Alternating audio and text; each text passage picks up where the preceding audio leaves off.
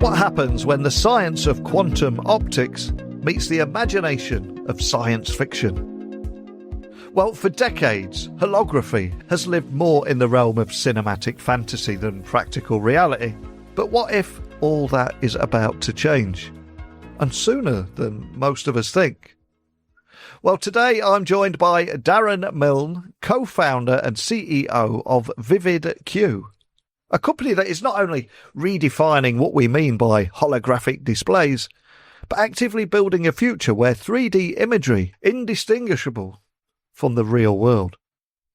Unlike the smoke and mirrors that often pass off as holograms, spinning fans, reflective illusions, or stereoscopic 3D, VividQ's technology delivers real depth, true immersion, and images calculated by physics, not gimmicks.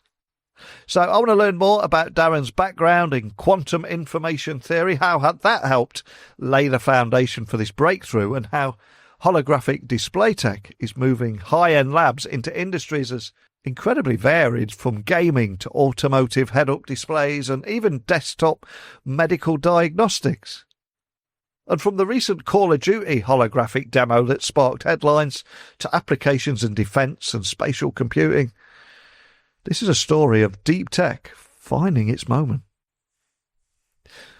But as this field edges closer to mass adoption, the conversation today will also touch on some of the challenges of commercialising something so inherently complex, and why some bold predictions about a display-free future where holography becomes as ubiquitous as electricity might not be as far-fetched as they sound. So could holography be the next foundational shift in how we interact with information, media, and the world around us? And how close are we to living in a world where your next screen is made of light itself? Well, enough from me. Let's get Darran on to explain all this and much more. So thank you for joining me on the podcast today. Could you tell everyone listening a little about who you are and what you do? Thanks for having me on. I'm Darran Milne. I'm the CEO and founder of VividQ, a company that makes holographic displays that spun out of the University of Cambridge a little while ago to go commercialize some new inventions we'd made in the space. Well, you had me at holographic displays straight away. And for anybody listening, hearing about you guys for the first time, could you just tell them a little bit more about what it is, your company's mission, and ultimately what sets you apart different from other businesses in the holographic display industry, and the kind of technologies you use? Tell me more about it. Yeah, of course. So holographic display, in the way we mean it, is the thing you're thinking of. So there are many technologies in the world right now that call themselves holographic display, from like stage holograms like avatars and the 2-pack hologram at Coachella. You'll see at conferences these kind of spinning LED arrays that create kind of mid-air illusions and so forth. These are not really what we call holograms in the very strict sense. What we mean by a hologram is a very precise way of controlling light in a way that can create interference patterns that you can use to create a mid-air 3D image. So this is, in some sense, a way of recreating how we observe things in the real world. So when we look at real objects, we're not really observing the object directly, right? We're seeing light reflected off it, and when that light reflects off, it forms some complex pattern of reflected rays. So when we say a hologram, what we mean is we can calculate that pattern that's reflected from the object, and we can recreate it and send that to your eye. And in that sense, it perfectly recreates the physical conditions you saw from a real object. And so you should be able to create an image that is virtually indistinguishable from reality. But it's just by direct manipulation of light. There's no rotating blades. There's no bits of glass. You don't need to wear anything on your face. This is holography the way you imagine from Star Wars, Star Trek, those kinds of things. And it exists today. We can do this now.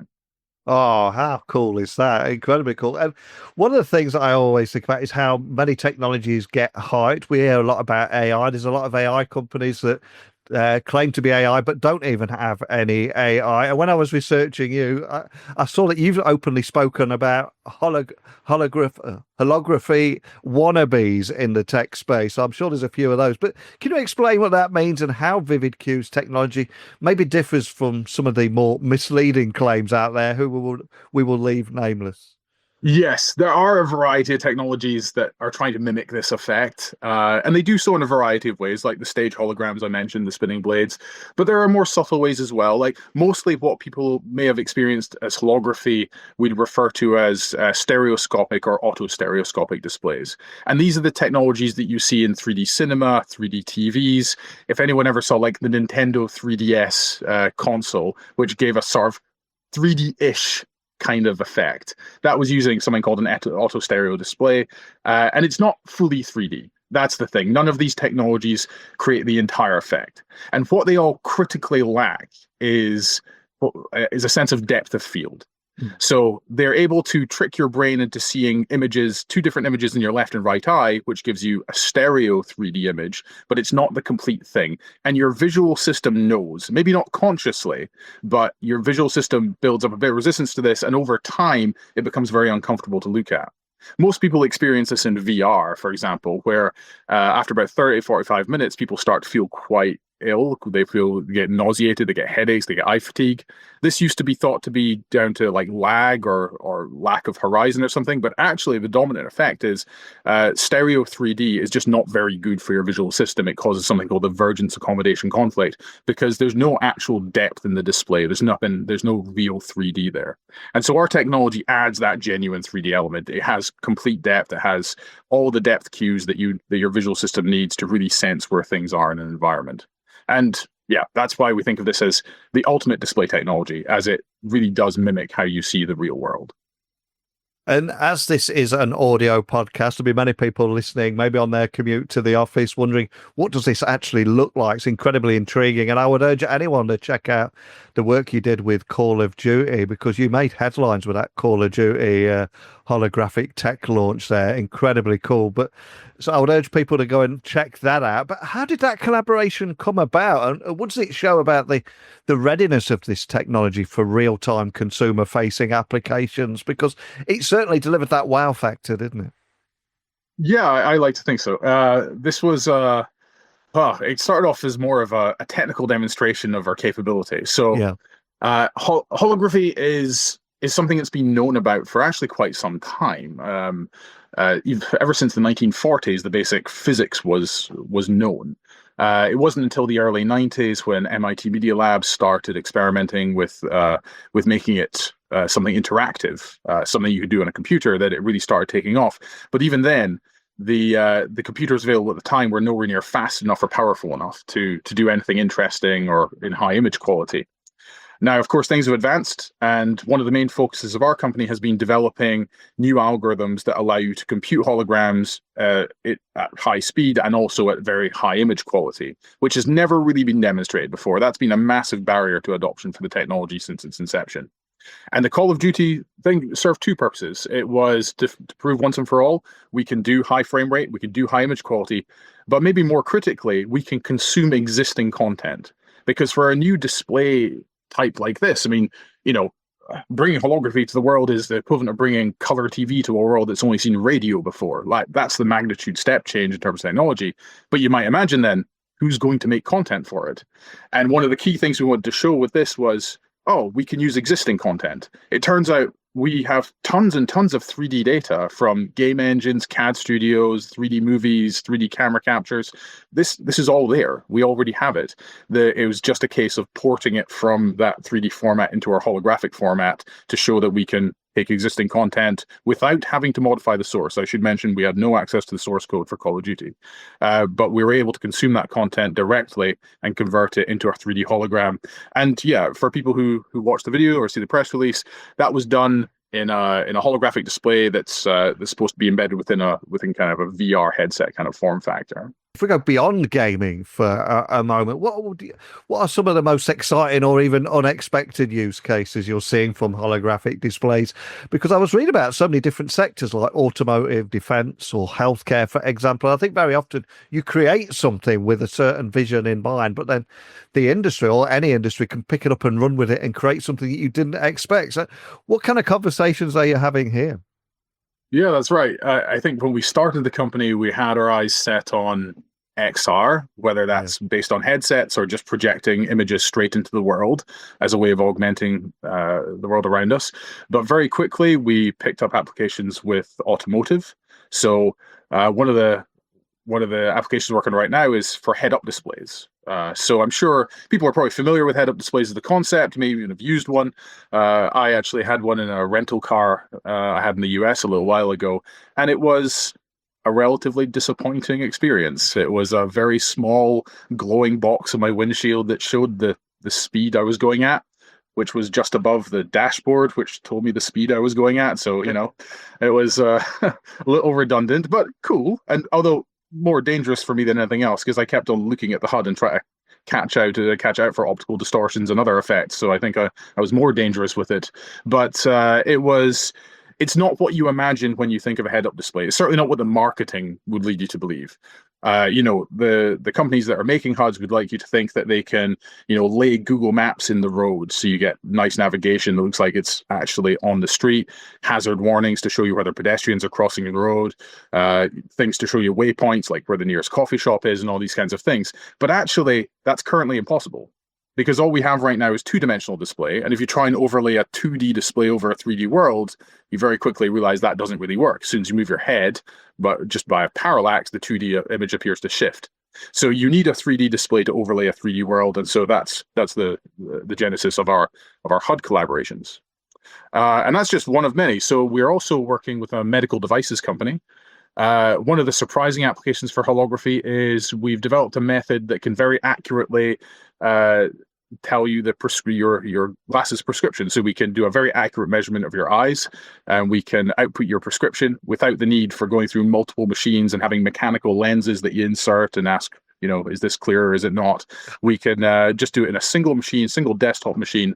You just stick your face in and it analyzes your eyes, and it just tells you your prescription immediately. And that was another kind of surprising but near-term application that should actually be launching this year.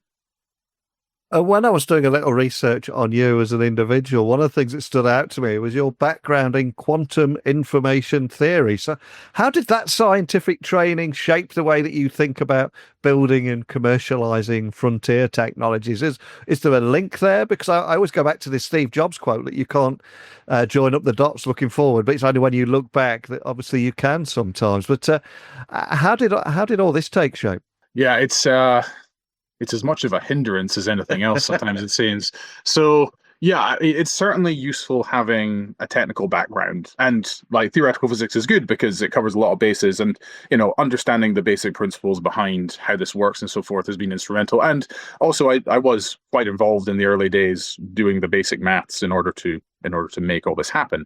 Not so much now. Mainly I just look at spreadsheets these days, but yeah, it's certainly useful for how you construct a roadmap and how we think analytically through that. I think the main advantage of a maths or physics training or general science training is the way you approach problems and the way that you structure your thoughts to get to a rational answer as fast as possible. It also means that we've built a culture in the company around testing things rigorously, so that we will go through ideas with a fine-tooth comb, and we will check them against actual data and arrive at conclusions based on that rather than how it feels. So it's we have a much more rigorous approach, I think, than we would have otherwise. Now, it also counts against us sometimes as well, because I can't seem to lose my my academic foundations, and so when it comes to speaking to investors, especially where one needs to be maybe a little more ambitious in your ideas and how you're portraying them, that can sometimes come a little hard because it feels like I'm betraying my academic roots by exaggerating or making out things that are not quite happening yet that will happen just around the corner. So yeah, I definitely have to adjust my my style, especially when talking to US VCs. And I think for many people listening, holography will still feel incredibly futuristic. So what are the remaining technical or indeed market challenges that you're having to tackle to bring it into the mainstream audiences? I would imagine that once you put it in front of them, it kind of speaks for itself. But are there any other challenges there? Oh, yeah, dozens. Yeah. Yeah. So we very carefully picked our initial target applications to suit the technology and the components and the hardware that's available today. But this is by no means the end of the story. So yeah, things like XR headsets, head-up displays, medical devices, small projectors. These are things that we can do immediately, and we're on the road to productizing. But we're not quite the stage where I could create a holographic billboard or a room scale display. If people are thinking about the Star Trek holodeck, for sure that's on roadmap, but there is some way to go before we get there. That's going to require new display architectures, a ton more compute. We're going to have to, it's a 10-year road to get to these kinds of technologies. And a lot of it's going to involve a lot of expensive hardware. So, but the good news is I think that people are going to see holographic displays within some of their consumer electronics within the next 3 to 5 years. But the end goal is, holograms everywhere in your house, out in the street, but that'll take a little more time. Oh man, exciting times ahead. And if I do dare you to look into your virtual crystal ball, look further ahead. I know this doesn't come naturally to you, but what role do you see holographic technology playing in that broader evolution of things like spatial computing and immersive experiences, all that cool stuff? How do you see it all continue to evolve? Yeah. Oh, like I can say this while maintaining my academic rigor. No, I actually see this fundamentally as the replacement for all display. So, and when I say that, I mean the idea of carrying around a phone or a laptop or some personal display, I think, will disappear. Holography will allow us to have display on demand. It will be embedded within the very infrastructure of towns and cities, such that you can just wander down the street and say, Google, show me my Gmail, and it just pops up as a virtual screen without you needing to hold any physical device. And I think, getting to that point where display is a utility like power or water, and it's just available as and when you need it, I think is the vision that we're gunning for eventually. So a total revolution in how we interact with consumer electronics. I think that's the ultimate aim. And I think one thing that we can all agree on is there's a pressure on each and every one of us to be in a state of almost continuous learning. And as someone that still has academic blood running through his veins, where or how do you self-educate? How do you keep up to speed with the pace of change right now? Oh, a few different ways. So on the academic side, I still go through Archive, the preprint server. What used to be my day job, I now do for fun to keep up to date on the goings on within quantum theory. But in terms of industry stuff, I attend a lot of conferences, and more than that, I just jump on calls with people I think are going to be useful. Especially being in the US, it's been really great. I've been introduced to so many people, and I just take as many calls or as many meetings as I possibly can, and just listen to people's ideas and their opinions. And I think that fundamentally is the best way. You don't really get to know the inner workings of some of these large corporates and what they're thinking, what direction they're moving, just by reading the press releases. I think you really have to get into the people. You have to talk to them, have a beer, have a coffee, and just find out what they think. And you can piece together an awful lot just from doing that. Oh, brilliant. And I will post links to the Call of Duty tech launch there so people can have a look at that. I think that will really bring to life some of the things that you do. But for anyone wanting to dig a little bit deeper, keep up to speed with your technology and what you're producing here, or contact you or your team. Where's the one-stop shop for everything for people visiting?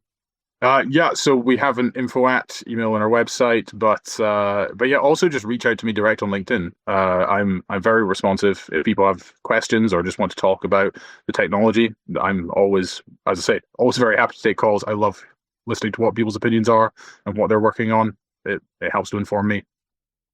There are so many different domain names now. Is your website, is it vividq.com? Is that right? Yes, that's correct. Yeah. Awesome. So I'll put links to everything. So I urge everyone listening to go check that out. There's so much we could talk about this stuff. I'd love to see how it continues to evolve. Maybe get you on next year, see where you are in the journey there. Because I know you're spending a lot of time in the US and meeting with a lot of people. I got a feeling some great things are going to be happening there. But more than anything, just thank you for starting this conversation today.